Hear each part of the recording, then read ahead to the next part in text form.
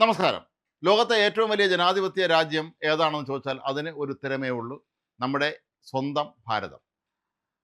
സ്വാതന്ത്ര്യാനന്തര ഭാരതത്തിൽ പൊതു തിരഞ്ഞെടുപ്പുകൾ നടത്തുന്നപ്പോഴൊക്കെ തന്നെ അന്ന് ബാലറ്റ് പേപ്പറുകളാണ് ഉപയോഗിച്ചിരുന്നത്. 1980കളുടെ ആദ്യമാണ് ഇന്ത്യയിൽ ഇലക്ട്രോണിക് വോട്ടിംഗ് യന്ത്രങ്ങളുടെ വരവ് അറിയിച്ചത്. കേരളത്തിലെ വടക്കൻ പറവൂരിലായിരുന്നു ആദ്യമായി ഇലക്ട്രോണിക് വോട്ടിംഗ് യന്ത്രം പരീക്ഷണാടിസ്ഥാനത്തിൽ അവിടെ നടപ്പിലാക്കിയത്. 1982 പൊതു തിരഞ്ഞെടുപ്പിൽ അന്ന് വടക്കൻ പറവൂരിലെ ഏതാനും ബൂത്തുകളിൽ മാത്രമാണ് ഇലക്ട്രോണിക് വോട്ടിംഗ് യന്ത്രം ഉപയോഗിച്ചത്. പിന്നീട് ഈ പ്രശ്നം കോടതി കയറുകയും പിന്നീട് അവിടെ വീണ്ടും വോട്ടെടുപ്പ് നടക്കുകയൊക്കെ തന്നെ ചെയ്ത അനുഭവം നമുക്കുണ്ട്. എങ്കിലും ഇലക്ട്രോണിക് വോട്ടിംഗ് യന്ത്രം വളരെ സജീവമായി പിന്നീട് മാറിയത് 2004-ലാണ്. അന്നാണ് ഇന്ത്യയിലെ പൊതു തിരഞ്ഞെടുപ്പിന് ആദ്യമായി ഇന്ത്യ മുഴുവൻ വോട്ടിംഗ് യന്ത്രങ്ങൾ ഉപയോഗത്തിൽ വന്നത്. അതോടുകൂടി വോട്ടിങ്ങും അതുപോലെ വോട്ടെണ്ണലും എല്ലാം തന്നെ വളരെ സുഗമമായി മാറിയിരുന്നു. നേരത്തെ നമുക്കറിയാം, ബാലറ്റ് പേപ്പറുകൾ ഉപയോഗിച്ചുള്ള വോട്ടെണ്ണൽ ഒരുപക്ഷെ 1-2 ദിവസങ്ങളെടുത്താണ് പലപ്പോഴും ഫലം പുറത്തു വന്നിരുന്നത്. എന്നാൽ ഇലക്ട്രോണിക് വോട്ടിംഗ് യന്ത്രം ഉപയോഗിച്ചുള്ള തിരഞ്ഞെടുപ്പ് വന്നതോടുകൂടി വളരെ പെട്ടെന്ന് തന്നെ ഒരുപക്ഷെ വോട്ടെണ്ണൽ നടക്കുന്ന അന്ന് തന്നെ ഒരു വൈകുന്നേരത്തിന് മുമ്പ് തന്നെ കൃത്യമായി എല്ലാ ഫലങ്ങളും വരികയും ആരാണ് നമ്മുടെ രാജ്യം അല്ലെങ്കിൽ സംസ്ഥാനം ഭരിക്കേണ്ടതെന്ന് തീരുമാനിക്കപ്പെടുകയും ചെയ്തിട്ടുണ്ടായിരുന്നു. എന്നാൽ നിരന്തരമായി ഇപ്പോൾ BJP അധികാരത്തിൽ വരുന്ന ഒരു പശ്ചാത്തലത്തിൽ കോൺഗ്രസ് നേതാവ് രാഹുൽ ഗാന്ധി ഉൾപ്പെടെയുള്ളവർ പറയുന്നത് ഈ ഇലക്ട്രോണിക് വോട്ടിംഗ് യന്ത്രം ഒരു തട്ടിപ്പാണ് എന്നാണ്. കോൺഗ്രസ് ഭരിച്ചിരുന്ന കാലത്താണ് ഈ യന്ത്രം ഇന്ത്യയിൽ ആദ്യമായി 1980 ആദ്യം കൊണ്ടുവന്നതെന്ന് ഓർക്കണം. പക്ഷേ ഇപ്പോൾ അവർ പറയുന്നത് ഇത് തട്ടിപ്പാണ് എന്നാണ്. പക്ഷേ പല വിദേശ രാജ്യങ്ങളും ഇന്ത്യയുടെ ഈ ഒരു വോട്ടിംഗ് യന്ത്രത്തിൻ്റെ സാങ്കേതിക വിദ്യ കടമെടുത്തിരുന്നു. ഇന്ത്യയിൽ നിന്ന് ആദ്യമായി വോട്ടിംഗ് യന്ത്രങ്ങൾ കയറ്റുമതി ചെയ്ത രാജ്യം ഭൂട്ടാനാണ്. പിന്നീട് അത് നേപ്പാളായി.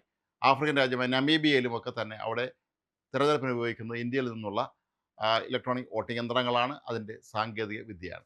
ഏറ്റവും ഒടുവിലായി പ്രധാനമന്ത്രി നരേന്ദ്രമോദി ഇപ്പോൾ ഇന്തോനേഷ്യയിൽ സന്ദർശനം നടത്തുകയാണ്. അദ്ദേഹം അവിടെ സർക്കാരുമായി നിരവധി കരാറുകൾ ഒപ്പിട്ടു. ഇവർ ഏറ്റവും പ്രധാനപ്പെട്ട ഒന്നാണ് ഈ വോട്ടെടുപ്പ് യന്ത്രങ്ങളുടെ സാങ്കേതിക വിദ്യ കൈമാറുക എന്നുള്ളത്. അതായത് ഇന്ത്യയിൽ നിന്ന് തന്നെ ഇലക്ട്രോണിക് വോട്ടിംഗ് യന്ത്രങ്ങൾ ഇന്തോനേഷ്യയിലേക്ക് ഇനി കയറ്റുമതി ചെയ്യാനുള്ള നടപടികളായിരിക്കും ഉടനെ ഉണ്ടാവുക. ഇന്ത്യയിലെ ഇലക്ഷൻ കമ്മീഷനും ഇന്തോനേഷ്യയിലെ തെരഞ്ഞെടുപ്പ് കമ്മീഷനും തമ്മിൽ ഇക്കാര്യത്തിൽ ഒരു ധാരണയാകും എന്നാണ് പൊതുവെ കരുതപ്പെടുന്നത്. ഇന്തോനേഷ്യയിൽ ഇപ്പോഴും കടലാസുകൾ, അതായത് ബാലറ്റ് പേപ്പറുകൾ ഉപയോഗിച്ച് തന്നെയാണ് തിരഞ്ഞെടുപ്പ് നടക്കുന്നത്. അവിടെ പ്രസിഡന്റ്, വൈസ് പ്രസിഡന്റ്, പാർലമെൻറ്റ് അംഗങ്ങൾ തുടങ്ങിയ പ്രധാനപ്പെട്ട പദവികളിലേക്ക് എല്ലാം തന്നെ ഇപ്പോഴും ബാലറ്റ് പേപ്പറുകൾ തന്നെയാണ് ഉപയോഗിക്കുന്നത്. എന്നാൽ 2029 നടക്കുന്ന പൊതു തിരഞ്ഞെടുപ്പിൽ ഇതിനൊരു മാറ്റം വരുത്തണം എന്നാണ് ഇന്തോനേഷ്യ ആഗ്രഹിക്കുന്നത്. അവർ ഏറെ കൗതുകത്തോടെയും അതുപോലെ തന്നെ ഏറെ പ്രതീക്ഷയോടെയും കൂടി നോക്കിയിരുന്നത് ഇന്ത്യയിലെ തിരഞ്ഞെടുപ്പുകളാണ്. ഈയിടെയായി നടന്ന എല്ലാ തിരഞ്ഞെടുപ്പുകളും കൃത്യമായി വോട്ടിംഗ് യന്ത്രം ഉപയോഗിച്ചുകൊണ്ട് നടത്തിയതൊക്കെ തന്നെ വളരെ വിജയകരമായി മുന്നോട്ട് പോകുന്നു എന്ന് മനസ്സിലാക്കി ഇന്തോനേഷ്യ പ്രധാനമന്ത്രി നരേന്ദ്രമോദി ഇന്തോനേഷ്യ സന്ദർശിക്കുന്ന വേളയിൽ ഇക്കാര്യത്തിൽ ഒരു പരസ്പര സഹകരണം ആവശ്യപ്പെട്ടിരുന്നു. അങ്ങനെയാണ് ഇന്ത്യയിൽ നിന്നുള്ള ഈ ഇലക്ട്രോണിക് വോട്ടിംഗ് യന്ത്രത്തിൻ്റെ സാങ്കേതിക വിദ്യ കരസ്ഥമാക്കാൻ ഇരു രാജ്യങ്ങളും തമ്മിൽ ഇപ്പോൾ ധാരണയാകുന്നത്. മാത്രമല്ല, ഇലക്ട്രോണിക് വോട്ടിംഗ് യന്ത്രങ്ങൾ മാത്രമല്ല, അതിനോടൊപ്പമുള്ള VVPAT സംവിധാനവും എല്ലാം തന്നെ ഇന്ത്യ ഇന്തോനേഷ്യയ്ക്ക് നൽകാനാണ് ഇപ്പോൾ തീരുമാനിച്ചിട്ടുള്ളത്. ഇന്തോനേഷ്യയും ഇന്ത്യയും തമ്മിൽ വളരെ പുരാതന കാലം മുതൽ തന്നെയുള്ള വളരെ അടുത്ത ബന്ധമാണ് ഉള്ളത്. ഒരുപാട് ഇന്ത്യക്കാർ, പ്രത്യേകിച്ച് മലയാളികൾ, വളരെ പണ്ട് മുതൽ തന്നെ ഇന്തോനേഷ്യയിൽ സ്ഥിരതാമസം ഉറപ്പിച്ചിട്ടുണ്ട് എന്നുള്ള കാര്യം നമുക്ക് SK പൊറ്റക്കാടിൻ്റെ യാത്രാ വിവരണങ്ങളൊക്കെ വായിക്കുമ്പോൾ നമുക്ക് മനസ്സിലാക്കാൻ കഴിയുന്നതാണ്. അപ്പോൾ അങ്ങനെയുള്ള ഒരു രാജ്യത്ത് ഇന്ത്യയുടെ സാങ്കേതിക വിദ്യ അവിടെ എത്തുന്നു എന്നുള്ളത് ഇന്ത്യയും ഇന്തോനേഷ്യയെ സംബന്ധിച്ചിടത്തോളം ഏറെ പ്രയോജനകരമായ കാര്യമാണ്.